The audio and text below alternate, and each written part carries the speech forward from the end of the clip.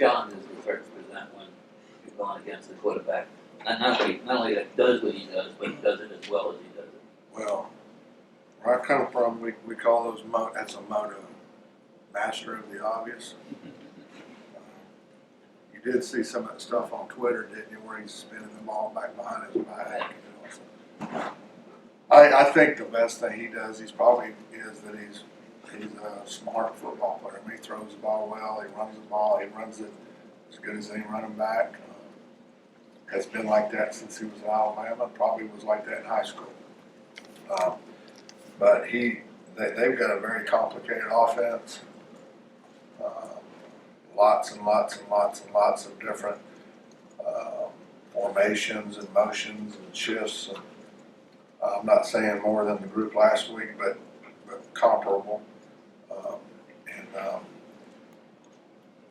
He's able to, manipulate that offense. So I mean, I can't sit there and tell you that I've seen anything that I think we can take advantage of. Is it surprising that he was able to pick up that complicated an offense No, after the Alabama one, which probably not considering his pedigree growing up. No, sir. I know Hurts and the receivers get a lot of the hype, but they've got some pretty good running backs too, in Sermon and Brooks. What have you seen out of those guys? Yeah, I saw the average 9-point-something yards per carry is what I saw. And then you watch the film, and sometimes you can get stats. Well, stats you can kind of skew them how you want to. So, but I was hoping that when you watch film, that's not the case. So anyway, it's going to be a great challenge for our guys. We're going to have to tackle better than we've ever tackled. Our angles are going to have to change because they'll change angles on you extremely rapidly, and we're going to have to try to see if we can sneak 12, 13 guys out there. I don't know if we'll get away with it. I thought about that, and I don't think we can get away with that. So we're just trying to finish up the game plan. We still got to do third downs and stuff, but we're just trying to get wrapped up. So we'll make sure we can put our guys in the best positions we can. You're going against a really good offense with a bunch of FRs running around out there. How do you nurture them? How do you go about that? Well, the first thing we're going to do is we're going to be parents, and if that was mine, I've got an FR parent at home. So, I mean, I am an FR parent. I got an FR at home that's going to school, and I understand how he thinks and responds. So it's easy for me. Have you ever been in a situation before where you played this many? No. I don't know. All places. I tend to remember things I want to remember, and I'm sure I've forgotten a lot of things I won't forget. So, there's every situation's different, and we're here. That's why we're here, and we're going to. We've been entrusted to do the best we can with these guys, and the bigger picture is they're our guys, and they're someone's children, and they're our children, and we got to do the best we can with these guys, and motivate them, and encourage them, and love them, and make them do right, and do all those things. And beyond all that, there's this football game.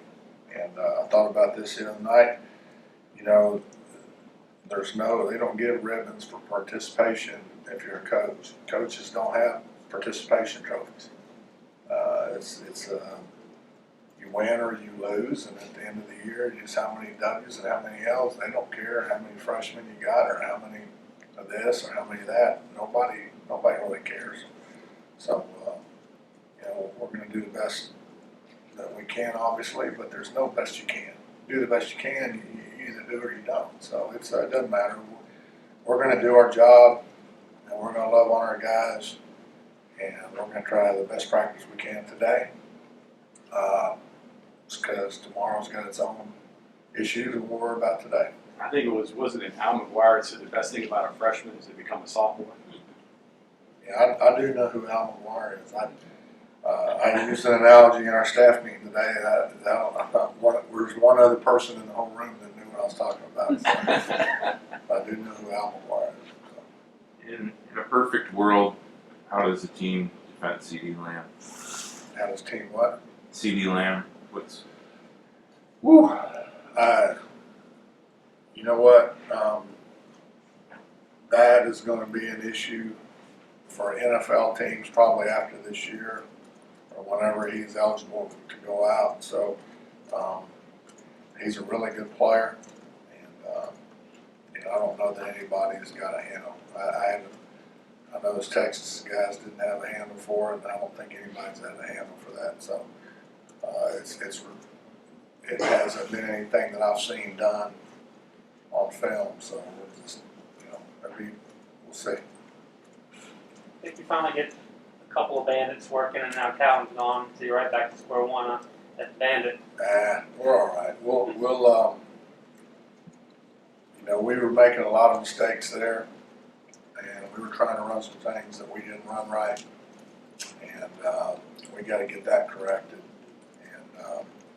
And we're flopping on the ground, and we had opportunities, and we had a 3rd and 14. We got off the field, and we got a penalty. We'll move some guys around and shuffle some guys around. It won't be as good as we really want, but you know what? You never know. Maybe somebody will come to the forefront and be a good player there. who are your top candidates to? Well, it's a double secret. And, I would like to say I got a call into DeMarcus Ware and we got extra year out of him, or Whitney Merciless or somebody like that. Whitney's kind of busy right now. DeMarcus is busy, but anyway, we're going to use the guys we got and try to put them in position to make plays. If they Josh Norwood, your free safety, is probably more modern than I don't know if I would have been at that position 10 years ago. Not as big or as tall or as long. At Bandit? Yeah, no, free safety. Oh, well, Josh has been playing free safety. Yeah, is that kind of where you think this position is going, more of a coverage guy who can fly around? Well, I think in this conference, there's not a doubt. Now, I think you'd like to be better than 5'9", 170 pounds, but Josh brings a lot more to the plate than that. He's extremely physical. And I'm joking about, I don't know exactly how much he weighs, but sometimes I look at him and go, "Did you eat today?" He throws his body around. It's like you'd like to have all 11 guys do. If all 11 of our guys played the game, I didn't talk about practice, and I didn't talk about all the rest of the stuff that goes with it. If everybody played the game like Josh, then we would be way better. Behind Josh, Kerry Martin's playing a good bit. 15 snaps, I think he's averaging about that. What are you seeing out of him as far as development goes? I know he has his good plays and his bad plays.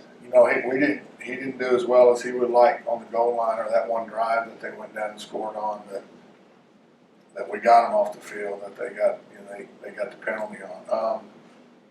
I think he would tell you he needs to tackle better. He stops his feet, and when you stop your feet, your head goes down, obviously, and all the bad stuff with that. He's a freshman. He's no different than Ty Key, except he just was here through spring practice.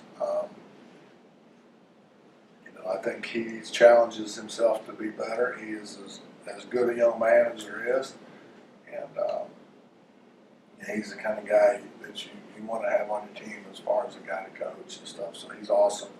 Love him to death, and I just got to keep trying to find ways to get him better.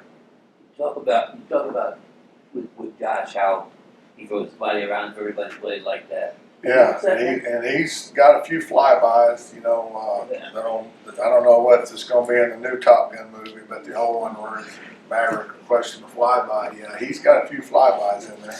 Have you ever sat down and asked him what makes him tick, and so that he could possibly try to I don't implement think that Sigmund Freud would have a chance on that one. That would be a good conversation between him and Sigmund Freud. I'd like to listen to that. Josh is unique. We were talking about something in the game plan, and he compared it to something that I was the only one in the whole building that had figured out what I was thinking, which is a scary thought. But nobody else had kind of come to the realization that why we were doing something, and I was the only one that I hadn't even told anybody this, and he figured it out. I think if he can get his degree and finish this thing up, I think he's got a chance to be a pretty good coach someday, and he'll get paid back tenfold for all the pain that he's created as a player on little stuff and day-to-day stuff. He gets out to practice now. He's interested in coach, but he'll get paid back tenfold when he gets started coaching because he'll have a bunch of guys who'll challenge him too. So he needs to do that. I think he would be a really good coach someday. Your red zone defense, what do you have to tighten up there, particularly against them? 100% of it all. All of it? Yeah, well, we're struggling to play man. We're struggling to play zone. There's not really much anything else. We're having to cover so many holes, just like the little Dutch boy that goes up to the dike and he's got it's leaking. He puts a finger in, and there's another leak, then there's another leak, there's another leak. So we're going to continue to try to plug the leaks till we can find something. About 2 years ago, we led the nation in red zone defense. And so I don't think it's so much what we're doing, it's just we're just not doing it good enough. I'll have to say it's hard to pass or do stuff down there because you're so constricted. Is But it? the passes are a lot shorter and Yeah, faster. you don't have as much time for something Yeah. to develop. Unless you play things right, and Kerry got the interference penalty trying to get underneath the receiver. Obviously, the week before against Texas, we did not get underneath the receivers. So we practiced that almost every day. So we just got to continue to get better. Okay, thanks,